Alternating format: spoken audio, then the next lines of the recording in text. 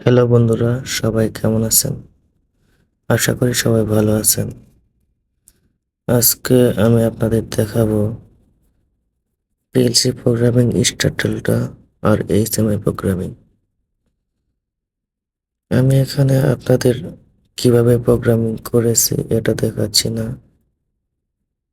শুধু প্রোগ্রামিং করার পর কিভাবে কাজ করে এটা দেখাচ্ছি।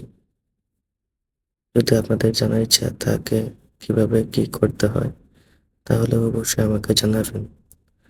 আমি আপনাদের দেখানোর চেষ্টা করব। তো মনোযোগ সহকারে দেখতে থাকুন। ভিডিওটি ভালো লাগলে অবশ্যই লাইক, কমেন্ট এবং শেয়ার করে দেবেন। এখান থেকে আপনারা স্টার্টালটার যে টাইমার আছে, টাইমারের টাইম চেঞ্জ করতে পারবেন।